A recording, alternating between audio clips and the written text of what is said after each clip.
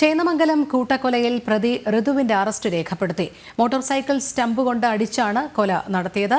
കൊലപാതക സമയത്ത് പ്രതി ലഹരിയിലായിരുന്നില്ലെന്നാണ് പ്രാഥമിക നിഗമനമെന്ന് പോലീസ്. കൊല്ലപ്പെട്ട 3 പേരുടെയും മൃതദേഹം ഇന്ന് സംസ്കരിക്കും. മോട്ടോർ സൈക്കിൾ സ്റ്റമ്പ് ഉപയോഗിച്ച് അതിക്രൂരമായാണ് പ്രതി ഋതു കുടുംബാംഗങ്ങളായ 3 പേരെയും കൊലപ്പെടുത്തിയത്. ആദ്യം വിനീഷയെയും പിന്നാലെ വേണുവിനെയും ഉഷയെയും ആക്രമിച്ചു. ഒടുവിലാണ് വിനീഷയുടെ ഭർത്താവ് ജിതിന്റെ തലക്കടിച്ചത്. 4 സെന്റിമീറ്ററോളം ആഴമുള്ള മുറിവുകളാണ് ഉള്ളത്. വേണുവിന്റെ തലക്ക് പിന്നിലും ഗുരുതരമായി മുറിവേറ്റിരുന്നു. കൊലപാതക സമയത്ത് പ്രതി ലഹരിയിലായിരുന്നില്ലെന്നാണ് പോലീസിന്റെ പ്രാഥമിക നിഗമനം. കളമശ്ശേരി മെഡിക്കൽ കോളേജിൽ പോസ്റ്റ്മോർട്ടം പൂർത്തിയാക്കി മൃതദേഹങ്ങൾ ബന്ധുവീട്ടിൽ പൊതുദർശനത്തിന് വെക്കും. 5 മണിക്ക് മുരിക്കുംപാടം ശ്മശാനത്തിൽ സംസ്കാരം നടത്തും. അതേസമയം പരിക്കേറ്റ ജിതിന്റെ നില ഗുരുതരമായി തുടരുകയാണ്. ജിതിന് അടിയന്തര ശസ്ത്രക്രിയ ആവശ്യമാണ്.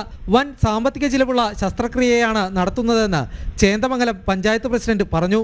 ചികിത്സയ്ക്ക് സുമനസുകളുടെ സഹായം വേണമെന്നും പഞ്ചായത്ത് പ്രസിഡന്റ് ലീന വിശ്വൻ അഭ്യർത്ഥിച്ചു.